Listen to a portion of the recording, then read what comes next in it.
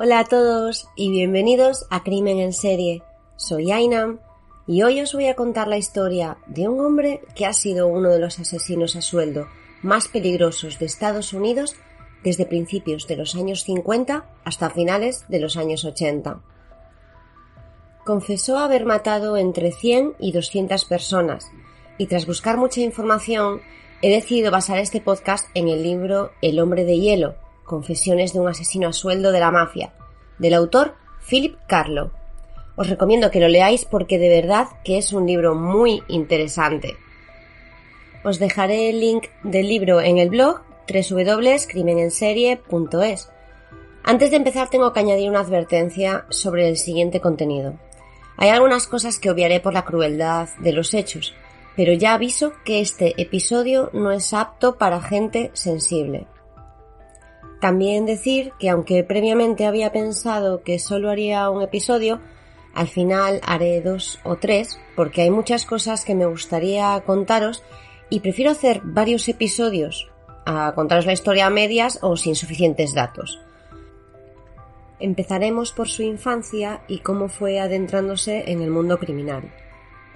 Y ahora sí, vamos a hablar de Richard Kuklinski, más conocido como el hombre de hielo.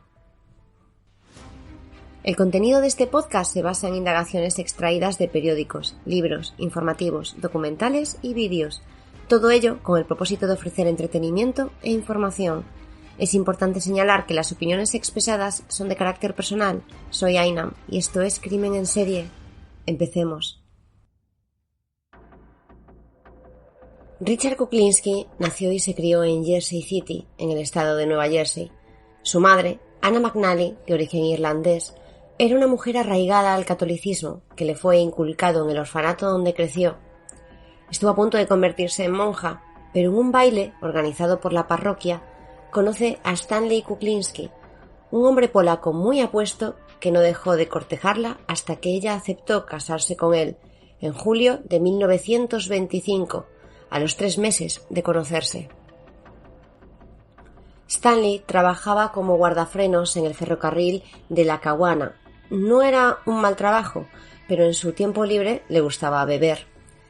Anna pronto se dio cuenta de que Stanley tenía un fuerte temperamento cuando lo hacía. Era celoso, posesivo y la golpeaba a la mínima ocasión. Vivía atemorizada, pero como buena católica no pensaba en el divorcio, así que tuvo que terminar aceptando esa forma de vida. En 1929 tuvieron a su primer hijo, Florian.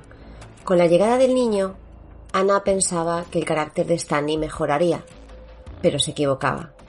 Hasta el punto de que cuando bebía le decía que había sido infiel y que el niño no era hijo suyo. Florian no tardó en ser víctima también de los golpes de su padre. En 1935 tuvieron a su segundo hijo, Richard. Stanley se gastaba todo el dinero en bebida y prostitutas, y teniendo más bocas que alimentar, las deudas empezaron a acumularse. Stanley se volvía cada vez más violento. Pegaba a Anna y a los niños con un cinturón militar. A veces lo enrollaba en su puño y los golpeaba en la cabeza hasta dejarlos sin sentido. Richard le tenía tanto miedo que hasta se orinaba encima cuando lo veía, por lo cual también era golpeado.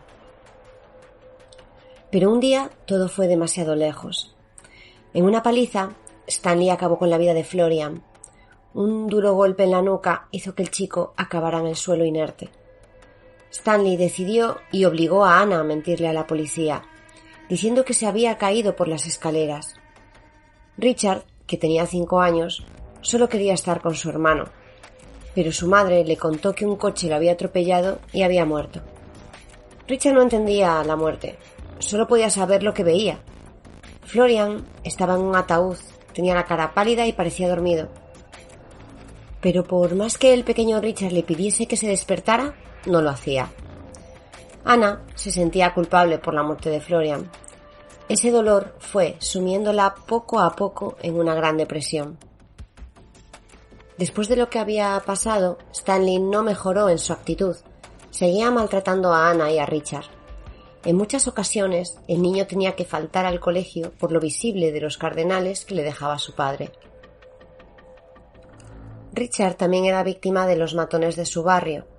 Se metían con él por su debilidad y por ser un chico solitario. Además, la ropa de Richard siempre estaba sucia y rota. A su madre no le importaba. Solo se dedicaba a la iglesia y a la oración. Un día recibió una paliza de unos hermanos que vivían en la misma zona. Al llegar a casa y verlo su padre, entró en cólera. Golpeó a Richard y le obligó a salir a la calle y enfrentarse a sus agresores, al grito de que ningún hijo suyo iba a ser un gallina. Richard obedeció y bajó. Con mucha agresividad empezó a golpear a los dos hermanos. El padre de estos chicos vio lo que estaba pasando. Fue hacia ellos y empujó a Richard. Stanley, que estaba viéndolo todo desde la ventana, saltó por ella y fue corriendo hacia el padre de los hermanos.